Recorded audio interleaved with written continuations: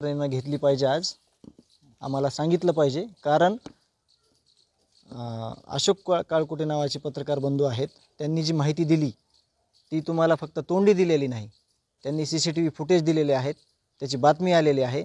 यावर त्यांनी उत्तर देणं अपेक्षित आहे की तुम्ही यासाठी काही प्रयत्न केलेत का?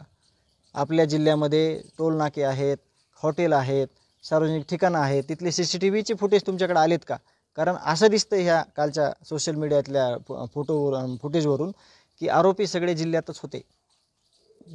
सरेंडरसाठी ते जिल्ह्यातून बाहेर मग त्यांना ते प्रकार करावा लागला।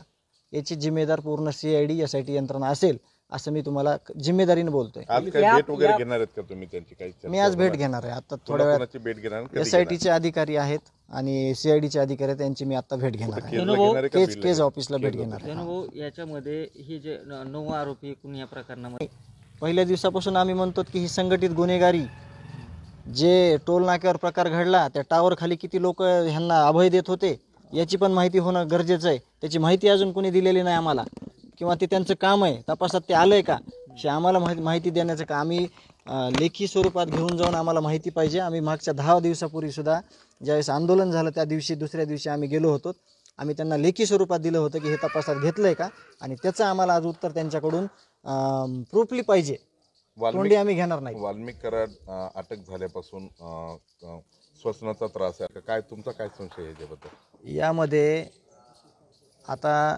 आपण सुरुवातीला काही गोष्टी बोललो त्यावरच हा सगळा संशयाचा भोवऱ्यात मी सुद्धा स्वतः अडकलोय की मला संशय आलाय आता सगळा, की तपास सगळं चालू आहे, व्यवस्थित चालू आहे, ह्यांना फाशी होणार आहे हे पण सगळं खरं आहे, पण तुम्ही तपासामध्ये जे ॲडिशनल सगळे गोष्टी आहेत ते तुम्ही का घेत नाहीत? तुम्ही ज्या आरोपींना फरार करण्यात, आसरा देण्यात, ज्यांनी गाड्या वापरल्या यांच्यावर अजून का कारवाई केली नाही? जो माणूस म्हणतोय की मी इथं भेटलो तिथं भेटलो, तो काल परत आता 29 तारखेला तो त्याच्याच गाडीमध्ये नेऊन सोडलेलं स्पष्ट दिसतंय। तर या गोष्टीवर अजून काही काम केलं गेलेलं नाही याची शंका मला आहे, किंवा जर यांनी काही काम केलं असेल त्यांनी मला आज दाखवलं पाहिजे। मी आज जाणार आहे CID। वाल्मिक कराड उपचार वारंवार घेतोय, हे सगळं त्यांचं काहीतरी जे फिर्यादी आहेत समजा त्यांना काहीतरी मॅनेजमेंट करायचं, त्यांच्यावर काहीतरी वेगळ्या दिशेनं चालायचं हे कारस्थान आहे।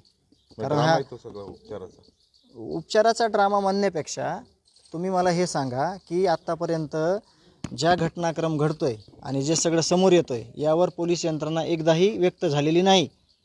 तुम्हाला त्यांनी व्यक्त झालं पाहिजे की हे काय चालू आहे, आपण दुःखात आहेत, आपण मोर्चात आहेत, आपण रस्त्यावर आहेत, आपण न्याय मागतो, हे यंत्रणेनं पण स्पष्ट केलं पाहिजे तुम्हाला की हे चाललंय काय।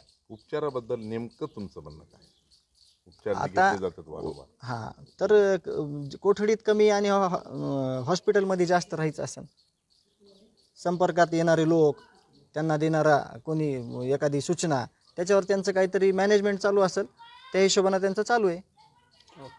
PSI रत्नागिरी 24 न्यूज चॅनलला आताच सबस्क्राईब करा आणि शेअर करायला विसरू नका।